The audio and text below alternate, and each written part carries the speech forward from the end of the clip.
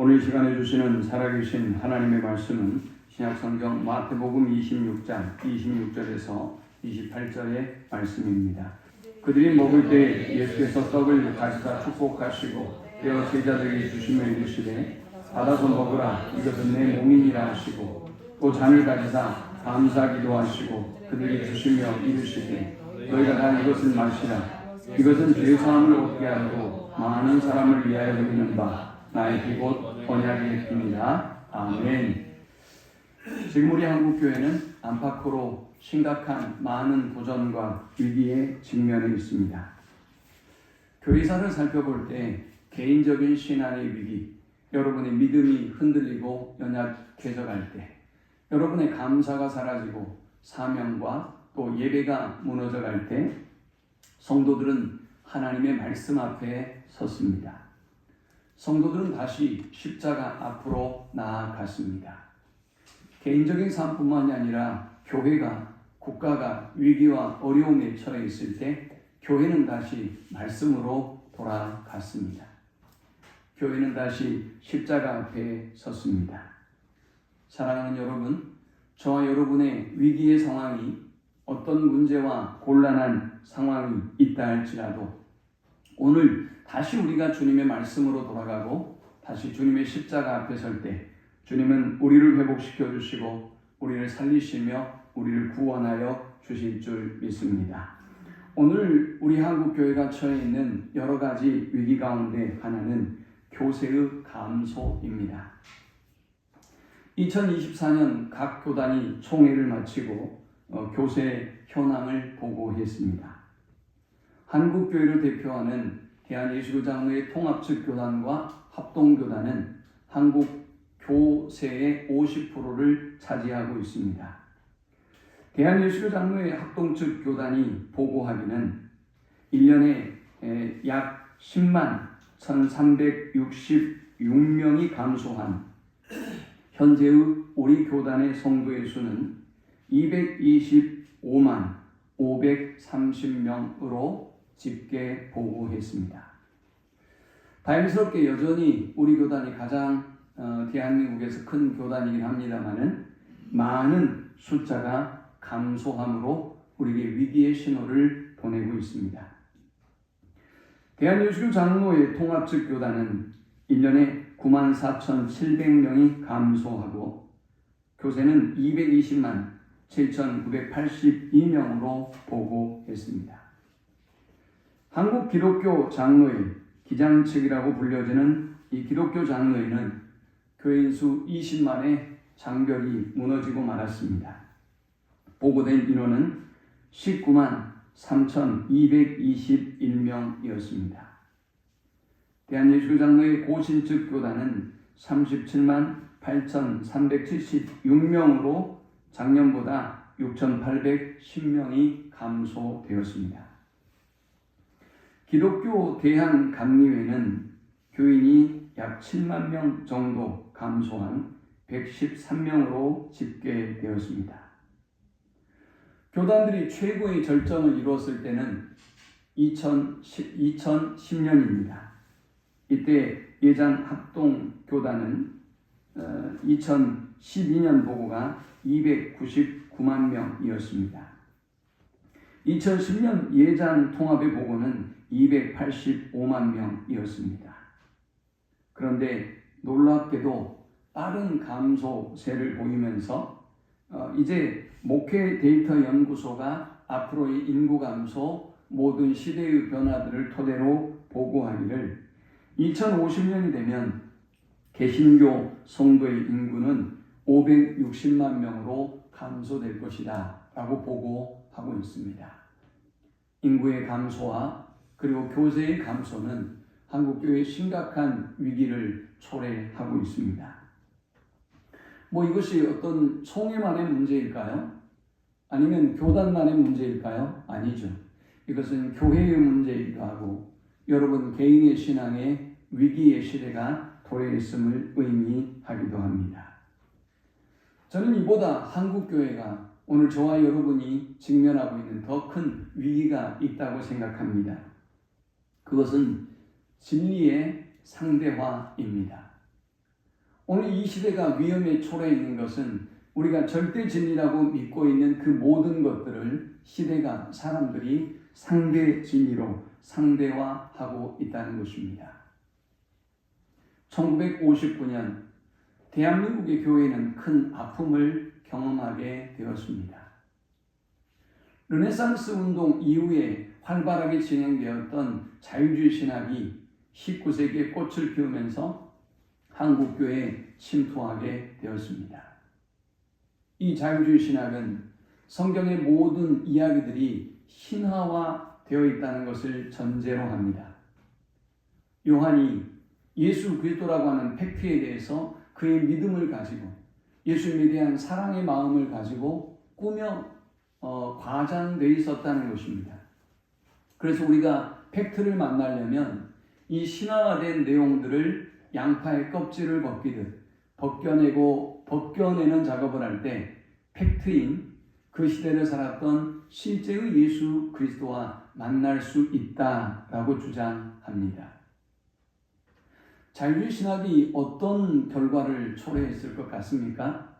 이들은 예수님의 동정녀의 탄생을 부인하기에 이르렀습니다.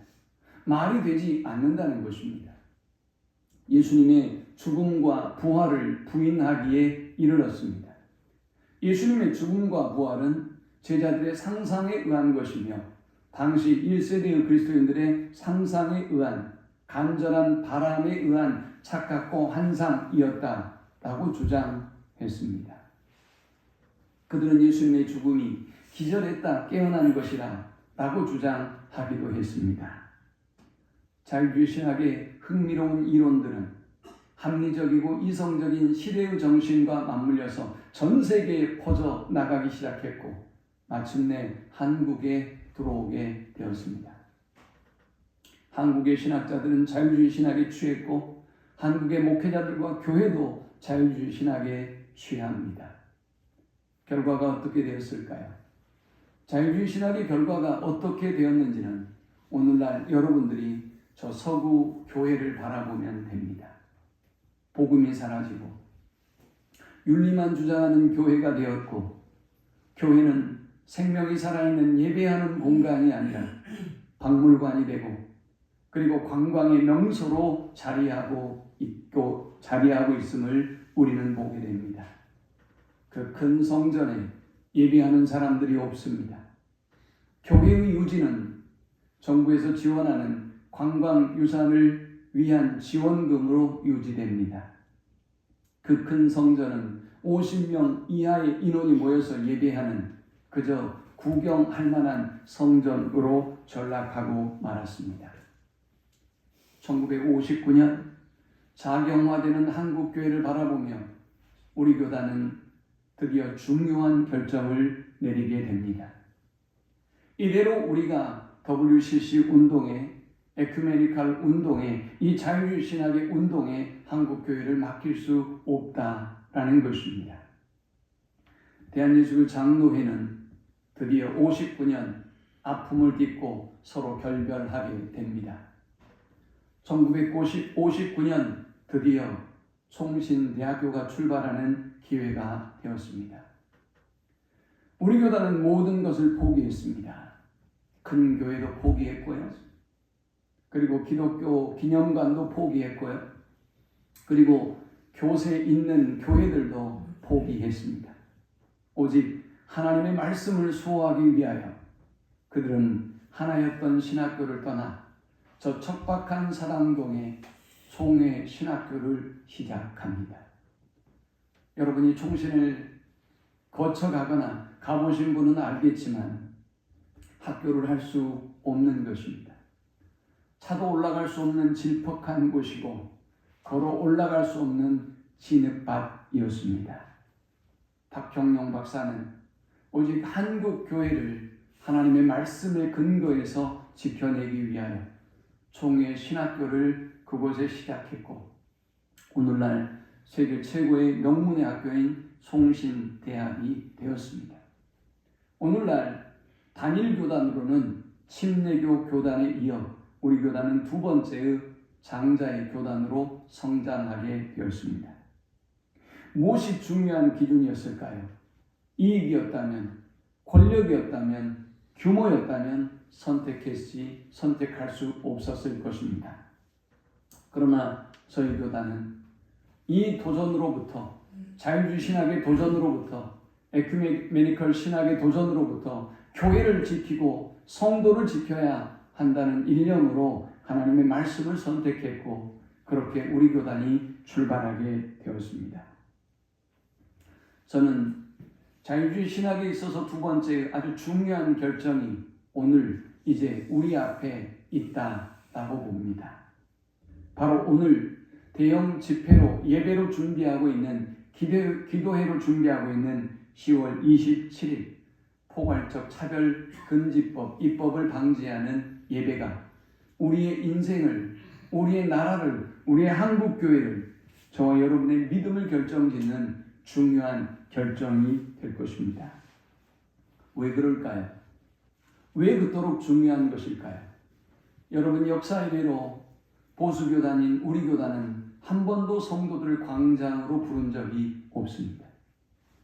데모하고 사람들을 동원하고, 그리고 민주화든 아니면 보수 집회이든 우리 교단은 단 한 번도 광장으로 나가서 예배하고 기도하고 회개해야 한다라고 외쳐본 적이 없습니다. 그런데 오늘 우리 교단이 109의 총회를 통해서 이렇게 중요한 결정을 합니다. 그것도 토요일이 아닌 이 주일에 전국에 있는 모든 남녀노소의 성도들이 저 광화문에 모여서 이 역사적인 악법을 철폐해야 한다고 외치고 있습니다. 도대체 무엇 때문에 우리가 모이자고 총회에서 결의한 것일까요? 우리 교단을 비롯한 6개의 교단이 왜 이렇게 이 일에 목숨을 걸고 있는 것일까요? 차별금지법은 두 가지의 종류가 있습니다. 먼저는 개인적 차별금지법입니다. 이 개인적 차별금지법이라고 하면 장애인 차별과 남녀의 차별과 직장의 차별과 같은 당연히 우리가 금해야 될 법을 의미합니다. 그러나 우리 교단이 지금 들고 일어선 문제는 개인적 차별금지법을 말하는 것이 아닙니다. 교단과 교계가 들고 일어난 포괄적 차별금지법은 이제 여러분의 모든 생활에 포괄적인 차별을 행했을 때 그 모든 것이 죄가 된다라고 지금 선언하고 있는 것입니다. 자, 그러면 도대체 뭐가 문제라는 것일까요? 지금 우리 다수가 이것이 법이다, 이것이 다수가 좋아하는 원칙이다, 진리다 라고 정해놓은 이 모든 것들이 소수가 주장하는 우리를 차별하지 마세요 라는 주장 때문에 여러분들이 역차별을 당할 수 있음을 말하는 것입니다. 이제 소위 진리는 사라질 것입니다. 도덕적인 진리도, 사회의 근간이 되는 남녀에 관한 진리도, 가정에 대한 진리도, 이 모든 진리가 사라질 것입니다. 성경에서 저와 여러분은 남녀로 구분하고, 그리고 남녀가 결혼해야 되며 가정을 이렇게 이루어야 한다는 그 모든 진리를 거절합니다. 여러분의 성은 하나님이 결정짓는 것이 아니라 여러분이 결정짓는 사회가 됩니다. 1년에 몇 번이라도 여러분이 수술하지 않고도 남성이 될 수도 있고 여성이 될 수도 있습니다. 남탕도 여탕도 사라집니다. 남자 화장실도 여자 화장실도 사라지게 됩니다. 여러분, 이 포괄적 차별금지법이 더 위험한 것은 다른 어떤 것보다 진리를, 절대 진리를 파괴하고 무너뜨린다는 데 있습니다. 성경의 절대 진리 무너집니다.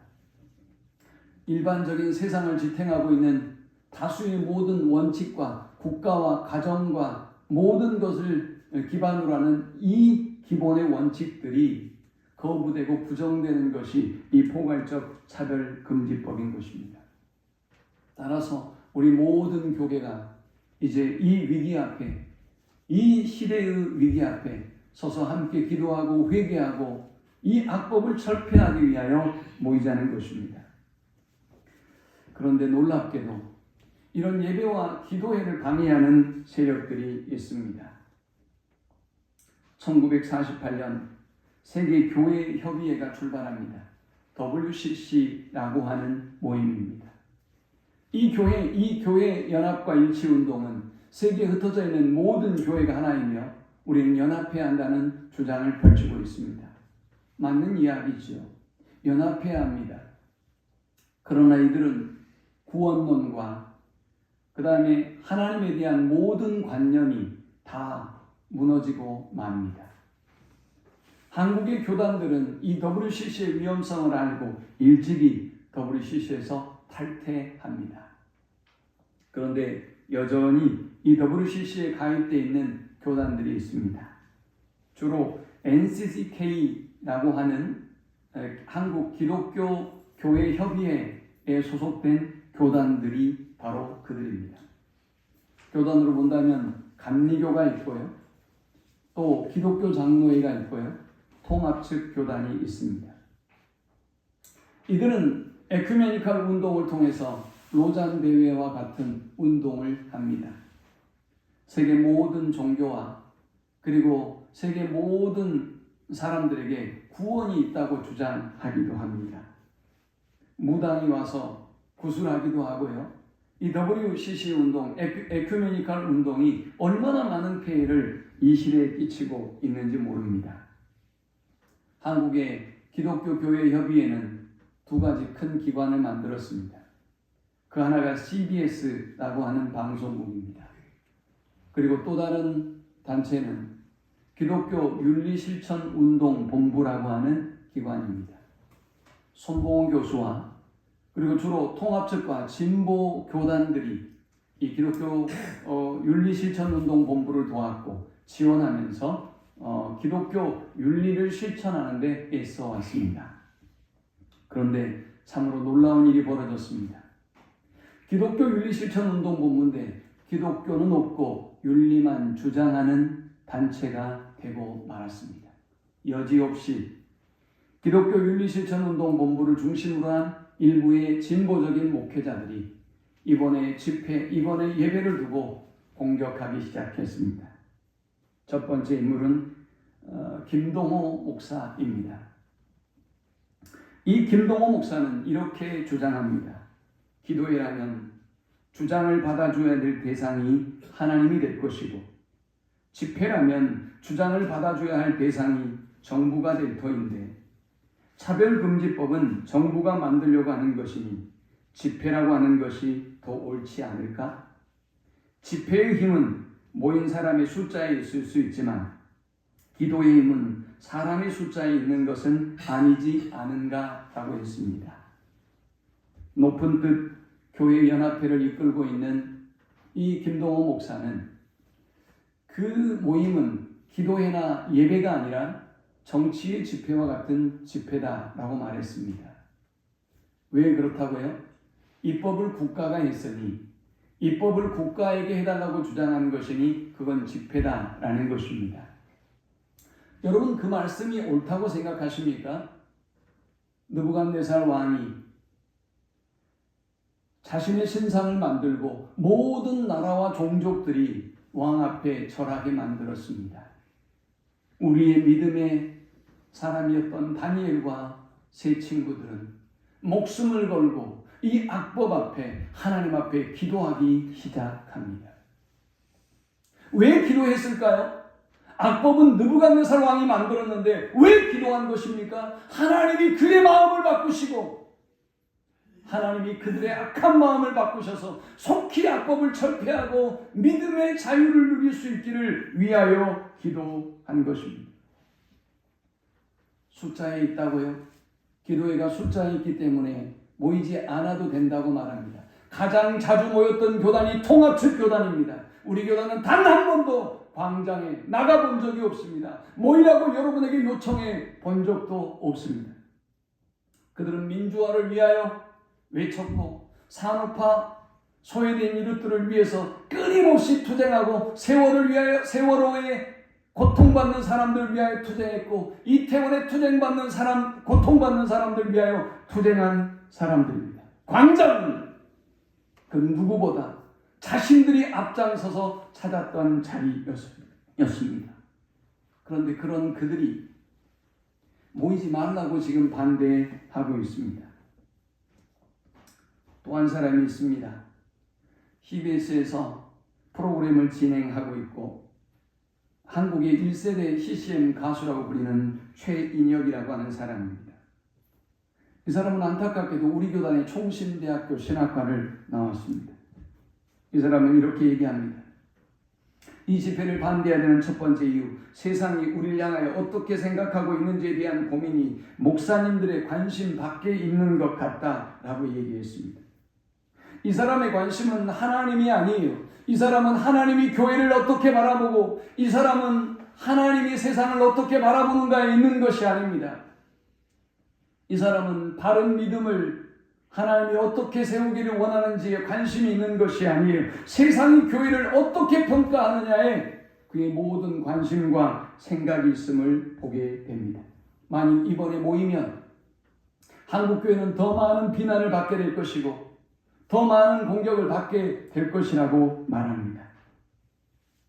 그럴까요? 사도행전 4장 18절 20절에 보면 베드로와 요한은 안진뱅이를 살리고 그리고 많은 사람들이 예수를 믿고 거듭나게 되자 공회가 그들을 체포합니다. 공회 앞에 섰습니다. 많은 사람들이 그들을 바라보고 있습니다. 베드로와 요한은 그들을 향하여 이렇게 선포합니다. 그들을 불러 경고하여 도무지 예수님의 이름으로 말하지도 말고 가르치지도 말라 하니 베드로와 요한이 대답하여 이르되 하나님 앞에서 너희의 말을 듣는 것이 하나님의 말씀을 듣는 것보다 옳은가 판단하라 했습니다. 우리는 보고 들은 것을 말하지 아니할 수 없다 하니 라고 했습니다. 여러분, 우리가 귀 기울여야 될 것이 세상의 소리일까요? 하나님의 말씀일까요? 우리가 목숨을 걸고 지켜야 될 것들이 세상의 요구일까요? 세상의 질서일까요? 하나님의 말씀일까요? 파포 목사로 유명한 최일도 목사는 모여야 되지 말아야 될 이유를 이야기하면서 우리가 더 중요한 일들을 간과하고 있다라고 했습니다. 그가 생각하는 더 중요한 일은 무엇일까 찾아보았습니다. 그는 자살이라고 말했습니다. 하루 평균 38.3명이 극단적인 선택을 하는 이 문제를 등한히 하는 한국교회가 이 차별금지법을 위해서 나와야 되겠냐는 것입니다. 그는 또 말하기를 저출생 문제로 고통받는 이 시대에 우리가 저 광장으로 가야 되겠냐고 말합니다. 저출생이요? 자살의 문제요? 복음이 아니면 이 문제를 해결할 방법이 없습니다. 진리가 무너지면 가정이 남자와 여자로 구성이 된다면 저출생의 문제는 영원히 해결할 수 없는 문제가 될 것입니다. 높은 뜻 승우교회의 김동호 목사님은 그 교회를 4개로 분리했습니다. 그 가운데 높은 뜻 정의교회라는 교회가 있습니다. 이 교회는 덕소로 이동하면서 높은 뜻 승우교회 덕소교회가 되었습니다. 물론 통합적 교회입니다. 오대식 목사라고 하는 이 양반은 광장 집회의 포스터를 위에 올려두고 패션 오브 크라이스트에 예수님을 십자가에 매다는 바리새인들의 광경을 같이 올렸습니다. 그리고 이 광경이 오버랩되는 것은 어떤 이유인가? 라는 글을 쓰면서 우회적으로 오늘의 기도회를 반대하는 글을 올렸습니다. 안타깝습니다. 자신이 무엇이 간데 한국 교회를 향하여 바리새인이라고 손가락질을 할 수 있을까요? 안타깝게도 이 높은 뜻 승우교회 덕서교회가 내년에 의정부로 이사를 오게 됩니다. 기도하십시오. 뉴스엔조이와 기독교 윤리실천 운동본부에서 오늘의 예배와 기도의 이 회개운동을 방해하면서 이런 주장을 펼칩니다. 이들은 문자주의적 해석의 오류에 빠져있다. 성경을 문자주의로 해석하니까 동성애가 죄가 된다는 것입니다. 그들의 주장을 제가 가만히 살펴보았습니다. 그러면서 그들이 얘기하기를 뭐라고 얘기하느냐? 오히려 성경은 가늠과 음행을 중요하게 여겼지 동성애를 그렇게 심각하게 보지 않는다라는 것입니다. 문자적으로 해석하니 그것이 문제가 된다라는 것입니다. 자, 그렇다면 성경의 권위를 인정하지 않는, 문자의 권위를 인정하지 아니하는 그들은 도대체 성경을 어떻게 해석하는 것일까요? 저는 한마디로 그들의 성경은 문화주의적 해석이라고 정의하고 싶습니다. 문화적 해석입니다. 문화가 어떻게 변하느냐, 세상이 어떻게 변하느냐에 따라서 성경의 절대적인 해석도 달라져야 한다는 주장입니다. 또 나들목교회 김형국 목사는 우리 SK의 최태원 회장이 다니는 교회죠. 오늘의 이 예배를 반대하면서 이렇게 말합니다.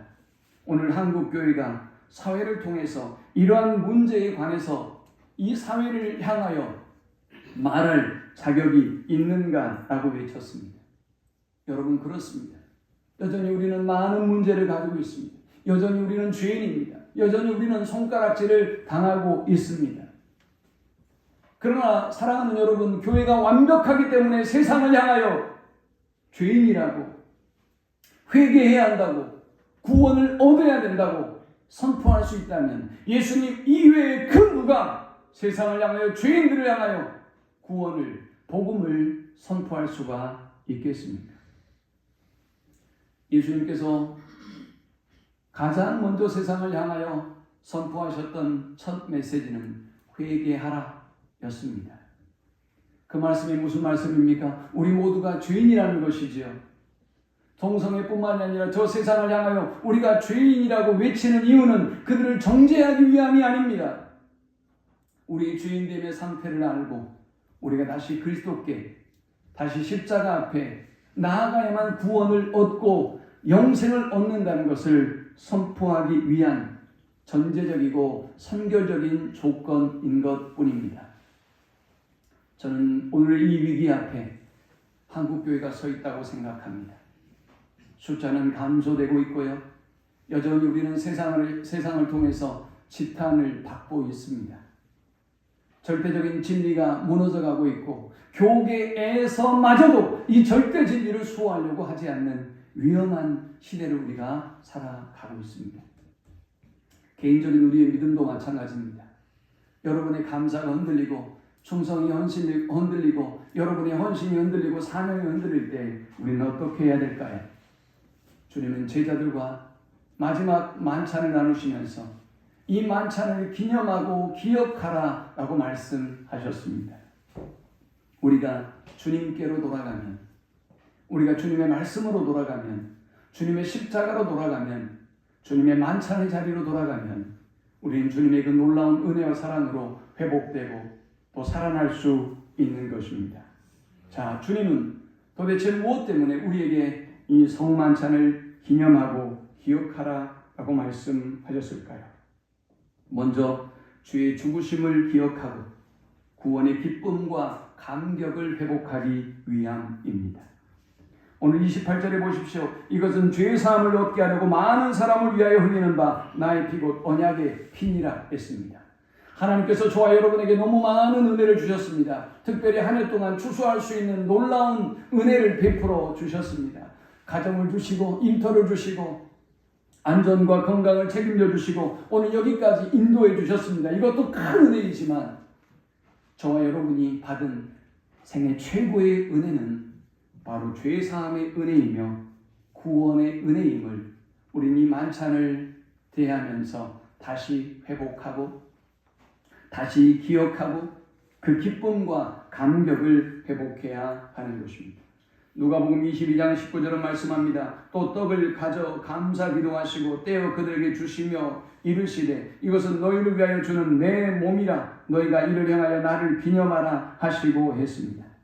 고린도전서 11장 24절 25절도 말씀합니다. 촉사하시고 떼어 이르시되 이것은 너희를 위하는 내 몸이니 이것을 행하여 나를 기념하라 하시고 식후에 또한 그와 같이 잔을 가지시고 이르시되 이 잔은 내 피로 세운 새 언약이니 이것을 행하여 마실 때마다 나를 기념하라 하셨으니 했습니다.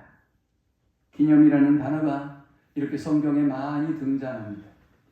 기념이라는 이 단어는 주님의 그 은혜와 사랑을 기억하라라는 것입니다.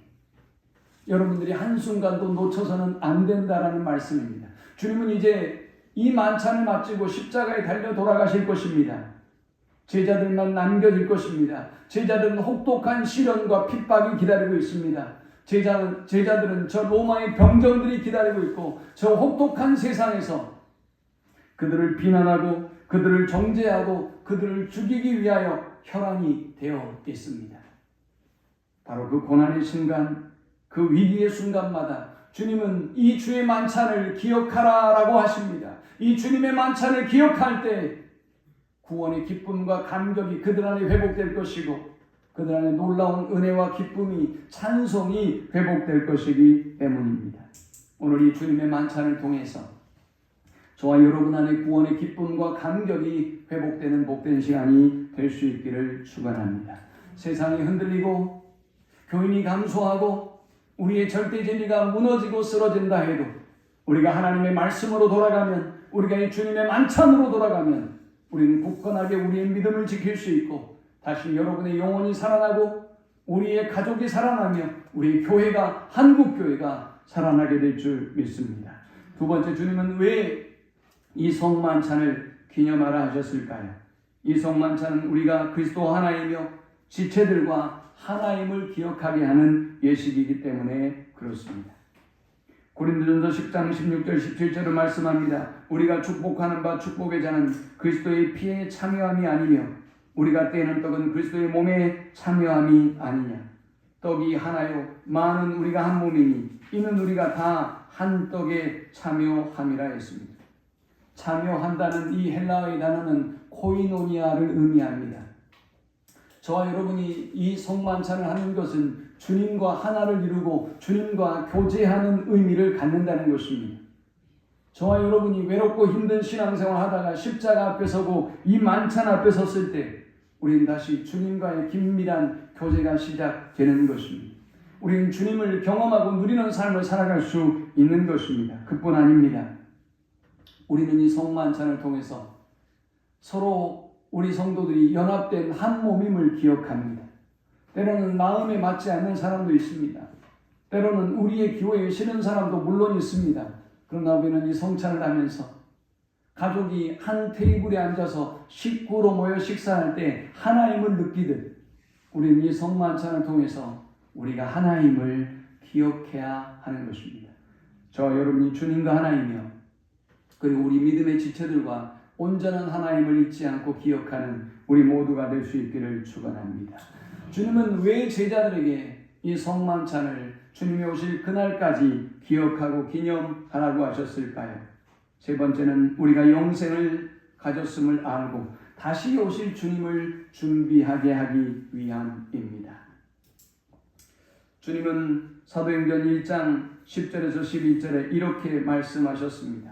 올라가실 때 제자들이 자세히 하늘을 쳐다보고 있는데 흰옷 입은 두 사람이 그들 곁에 서서 말이 이르되 갈릴리 사람들아 어찌하여 서서 하늘을 쳐다보느냐. 너희 가운데 하늘로 올라가신 이 예수는 하늘로 가심을 본 그대로 오시리라 하였느니라 했습니다. 우리가 이 성만찬을 행할 때 주님은 우리에게 영생이 있다고 말씀하셨습니다. 요한복음 6장 54절에 내 살을 먹고 내 피를 마시는 자는 영생을 가졌고 마지막 날에 내가 그를 다시 살리리니 하셨습니다. 우리는 이 살과 피를 나누면서 내가 주님으로부터 영생을 받은 사람임을, 내가 영생을 소유한 사람임을 다시 확신하게 되고 확증하게 됩니다. 그뿐만이 아닙니다. 내가 그를 다시 살리리라, 내가 올라간 것을 본 그대로 너희에게 오리라 라는 이 주님의 약속이 다시 성취될 것을 믿습니다. 그리고 우리는 믿음으로 주님의 오심을 준비하며 기다려야 하는 것입니다. 너희가 이 떡을 먹으며 이 잔을 마실 때마다 주의 죽으심을 그가 오실 때까지 전하는 것이니라 했습니다. 우리는 주의 오심을 믿음으로 깨어 준비해야 합니다. 또 주의 오심을 땅끝까지 증거하면서 우리는 복음을 증거하며 주의 오심을 준비하고 기다려야 합니다. 이 말씀을 기억하면서 우리 모든 성도들이 영적으로 무너지고 연약해지고 시험에 들고 힘든 상황이 있다면 오늘 다시 성만찬의 주님께로 돌아오고 십자가의 주님께로 돌아오고 하나님의 말씀으로 돌아가서 회복되고 살아나고 일어나는 은혜를 누리는 모든 성도들이 되기를 축원합니다.